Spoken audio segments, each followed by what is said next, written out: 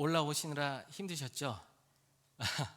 4층까지 이렇게 우리가 엘리베이터가 있을 때는 잘 모르다가 이제 없으면 이렇게 있던 것에 감사함을 느끼는 것 같습니다. 물론 이제 불편함이 있지만, 그리고 참 힘들게 올라오셨지만 이 시간 그 힘듦보다도 더 큰 주님의 은혜, 주님이 주시는 그 기쁨, 감사함이 풍성히 넘쳐나는 이 예배 시간 되기를 간절히 바랍니다. 특별히 오늘 이 시편 65편 말씀을 통해서 우리가 다시금 회복해야 할 예배가 무엇인지, 또 그리고 예배 자리에 나오는 우리의 마음은 어떠해야 하는지, 무엇보다 그 예배를 받으시는 하나님이 어떤 분이신지 다시 한번 깨닫고 그 말씀 앞에 서 나가는 우리가 되길 바랍니다. 이 본문인 이 시편 65편은 어떤 특정한 사건을 배경으로 하는, 우리가 시편을 보면 어떤 특정한 역사 가운데 기록된 내용들도 있지만 어떤 사건을 배경으로 하는 그런 시가 아니라 하나님의 크고 놀라운 그 은혜를 찬양하며 또 감사하며 지은 다윗의 시입니다. 그런데 이 시는 굉장히 이 특이한 문구로 시작을 합니다. 1절 이 전반부를 보시면 하나님이여 찬송이 시온에서 주를 기다리오며, 다시 말해 지금 찬송이 꼭 사람처럼 시온에서 주를 기다립니다, 이렇게 표현하고 있습니다. 그러니까 우리가 찬양하러 모였습니다, 찬양할 것입니다, 하나님 앞에 노래할 것입니다, 뭐 이런 어떤 결심보다도 이 찬송이라는 것을 마치 사람처럼 등장을 시켜서 찬송이 시온에서 주를 기다린다 이렇게 표현하는데요, 이 시가 나타내고자 하는 것이 무엇인가 하면 하나님께서 찬송을 그토록 기다리시는 것 같이, 그래서 내가 정말 주님을 찬송하기 위해 준비할 것입니다, 이런 마음으로 오늘 본문이 지금 시작하고 있는 것입니다. 여러분, 그렇다면 우리가 하나님 앞에 찬송하라는 이 자리는 과연 누가 준비해야 되는 그런 자리인지 우리가 좀 진지하게 생각해 볼 필요가 있습니다. 여러분, 우리 교회도 찬양팀이 있죠. 오늘도 우리가 이제 찬양팀이 서서 이 찬양을 했는데요, 그냥 시간 돼서 섰던 게 아닙니다. 주중에 또 찬양 인도하시는 분이 또 기도하며 찬양곡을 결정하고, 또 남들보다 일찍 오셔서 또 찬양을 불러보고 연습해 봅니다. 여러분, 그러면 우리가 이제 이렇게 찬양팀이 예배를 위해서 찬양 준비를 했는데요, 이것으로 우리 성령교회가 주님을 찬양하기 위한 준비, 그것이 다 끝났다라고 말할 수 있는 것일까요? 그게 아니다는 것입니다. 여러분, 꼭 기억하십시오. 찬송은 하나님을 예배하는 예배자라면 모두가 준비하는 것입니다. 그게 바로 찬송입니다. 그래서 여러분이 지금 주님을 예배하기 위해 오셨다면 그냥 나오신 것이 아니라 주님을 예배하기 위해 이 자리에 오셨다면 내가 준비해야 하는 것입니다. 여기 앞에 선 찬양팀, 뭐 주일에는 우리 성가대도 쓸 것인데요, 그 팀들만이 그 찬양을 준비하는 것이 아니라 내가 준비하는 것입니다. 다시 말해 우리가 예배 자리에 나올 때 물론 하나님께서 거하시는 곳이 여러분 이 공간 안에만 있는 것이 아닙니다. 우리의 모든 삶에 하나님께서는 계십니다. 하지만 그럼에도 우리가 함께 모여 예배하는 이곳을 예루살렘, 시온이라는 그런 상징적인 공간으로 우리가 볼 때, 우리가 오늘도 이곳에 모여 예배하기 위해서 내가 정말 주님을 찬송하기 위해 온 마음과 온 힘을 다할 것입니다, 바로 그 마음을 가지고 이 자리에 나와 앉으셔야 한다는 것입니다. 만약 이 마음을 놓치고 계신다면 다시 그 마음을 잡는 은혜가 이 시간 있기를 간절히 바랍니다.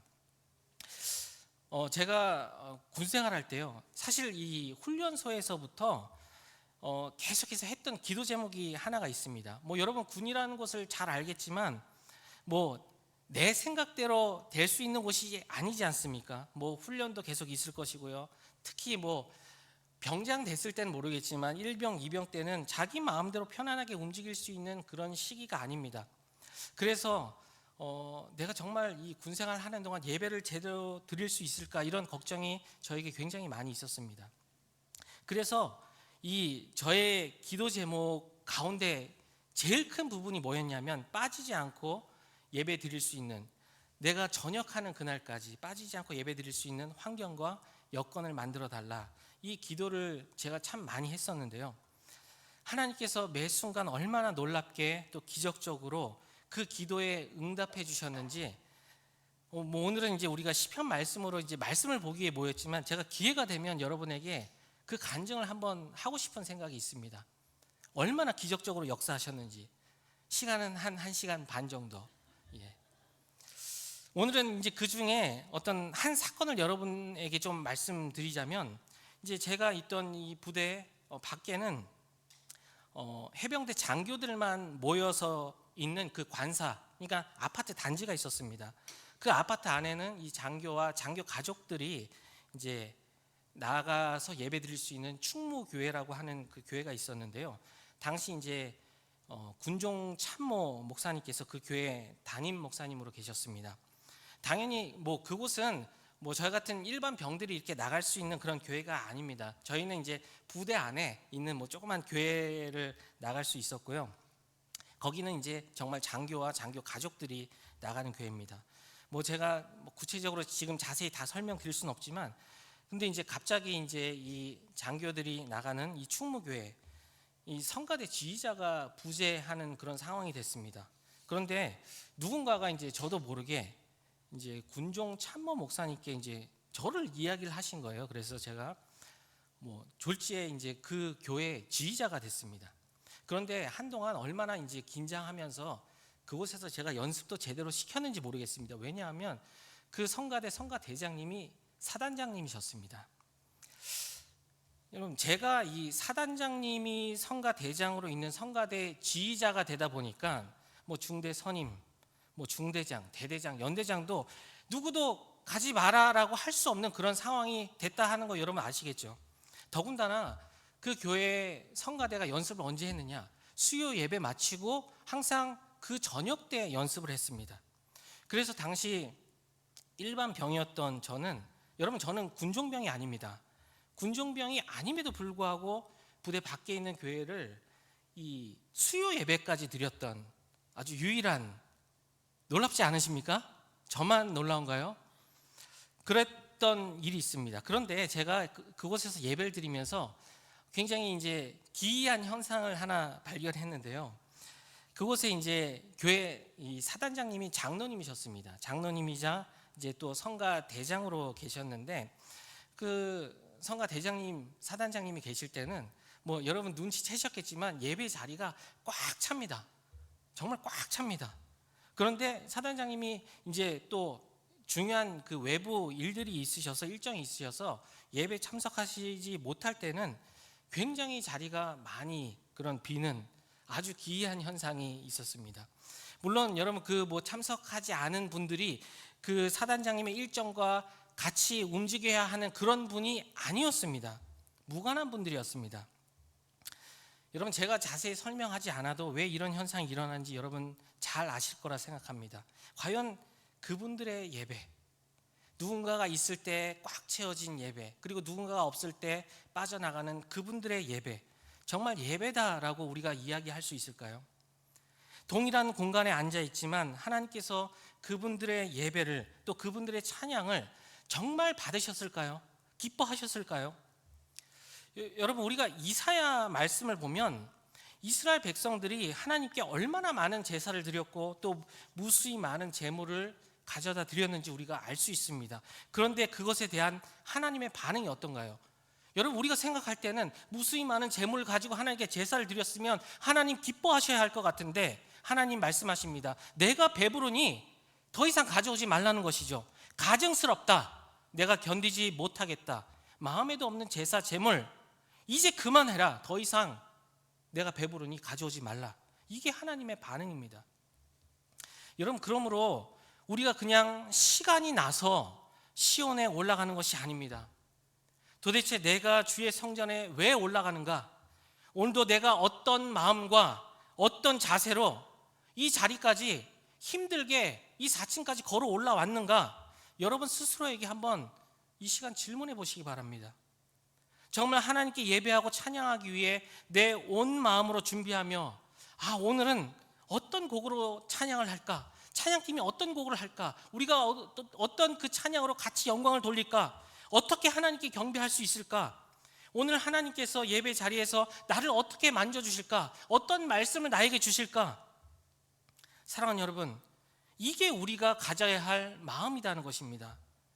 예배 자리는 사람의 이 만남과는 전혀 다른, 하나님께서 직접 만나주시고 직접 우리를 만져주시는 그런 은혜가 있는 특별한 자리입니다. 그래서 이 자리를 사모하며 나올 때마다 오늘 이 시편 65편 1절처럼 그런 고백을 하시기 바랍니다. 하나님이여 찬송이 시온에서 주를 기다리오며. 여러분, 이것은 굉장히 엄청난 고백입니다. 하나님, 내가 주님 앞에 갈 거예요. 하나님이 찬송을 기다리시는 것처럼 나도 주님 찬양하기를 기다렸습니다. 세상에서 상처받고 때로는 힘들고 억울한 일도 있었지만 그래도 하나님 예배하는 자리, 그 자리에서 찬송하려고 이 시간을 기다렸습니다. 바로 이렇게 고백하는 것이 오늘 이 시의 시작입니다. 그런데 본문을 보면 또 하나 주어처럼 등장하는 특별한 문구가 있는데요. 이 3절 이 전반부를 보시면 죄악이 나를 이겼사오니 이렇게 되어 있습니다. 죄악이 나를 이겼사오니. 지금 이 죄악도 꼭 사람처럼 등장하고 있습니다. 그러니까 우리가 찬송을 준비했습니다. 그리고 찬송하기 위해 내 마음도 준비했습니다. 그리고 2절에서 이렇게 요청합니다. 기도를 들으시는 주여, 주께 나와 찬송의 자리에서 기도하고 또 기도의 자리에서 찬송하며 하나님 앞에서 내가 살겠습니다. 하나님 앞에 나가겠습니다. 그렇게 결정을 합니다. 그런데 결정해서 왔는데 내 삶을 보니 누가 이기고 있느냐 하면 바로 죄악이 나를 이기고 있다, 이것입니다. 과연 내가 이런 모습으로 어떻게 찬송을 하고 무슨 자격으로 하나님께 부르짖고 하나님께 기도할 수 있단 말인가? 오늘도 죄악이 나를 이겼는데, 오늘도 죄악이 나를 짓눌렀는데 도대체 내가 무슨 자격으로 찬송하고 또 주님을 부르짖을 수 있단 말인가? 이렇게 죄악 앞에 딱 서니 나의 자격 없음이 여실히 드러나는 것입니다. 그 전까지는 뭔가 내가 해보겠습니다, 주님께 이렇게 해보겠습니다, 결단하고 올라왔습니다. 근데 올라와 보니 죄악이 딱 보입니다. 여실히 나의 연약함이 보이는 것입니다. 그런데 그 자격 없는 나의 상태를 보는 동시에 누가 보이느냐? 3절 마지막 부분에 보면 우리의 허물을 주께서 사하시리이다. 아멘. 즉 자격 없는 나를 보는 동시에 이런 자격 없는 나의 죄를 용서해 주시는 그 주님이 이제 보이는 것입니다. 그러니까 오늘 본문 1절에서 3절에는 이미 나는 주께 항복하였고 주님은 나를 예배할 수 있도록 인도하셨다는 굉장히 적극적인 그런 내용의 말씀입니다.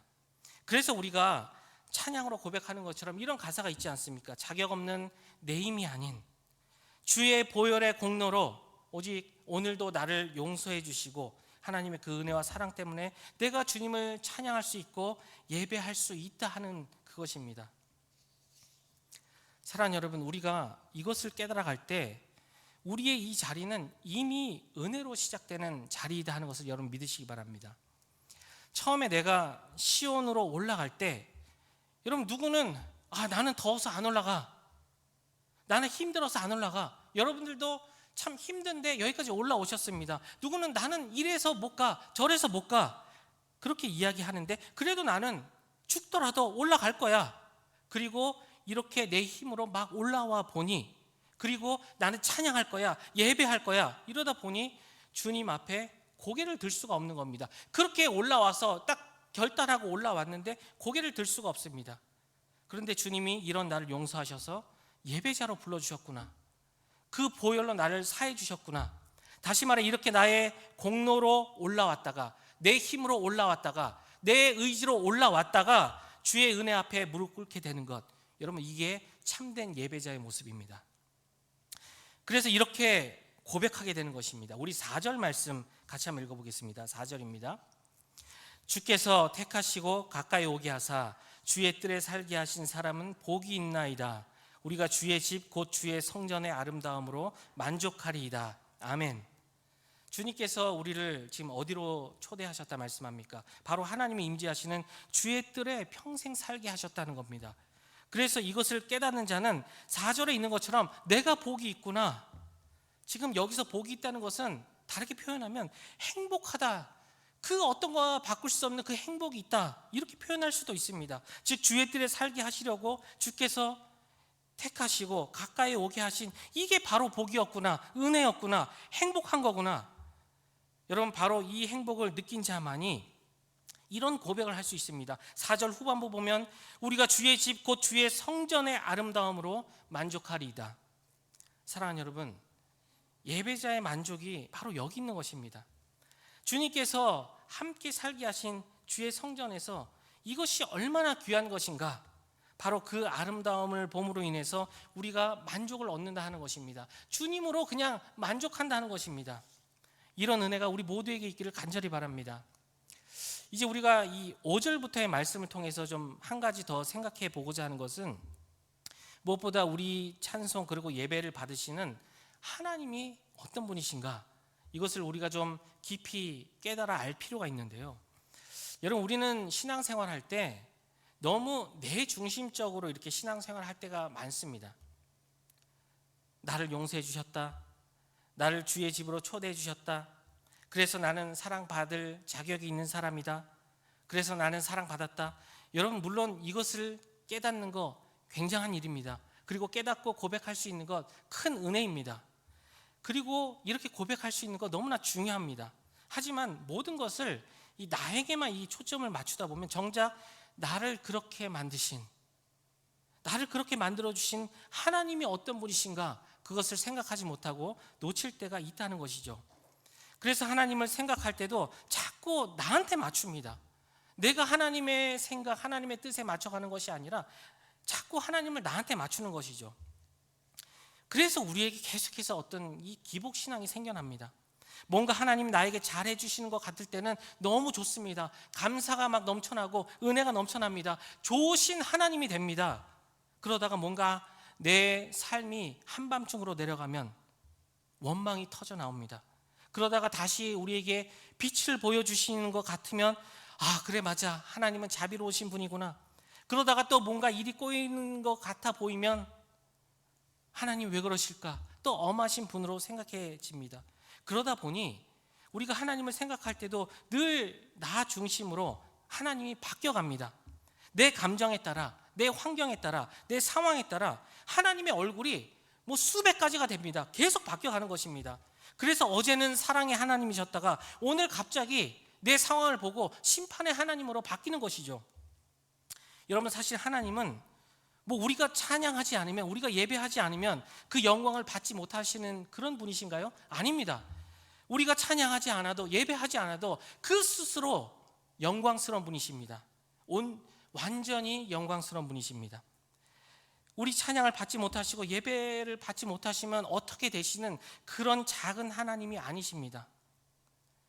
본문 5절에서 이 8절까지 말씀을 자세히 보시면 우리 하나님은 온 우주 만물을 붙들고 계시는 능력의 하나님이다, 이것을 우리가 분명히 알 수 있는데요.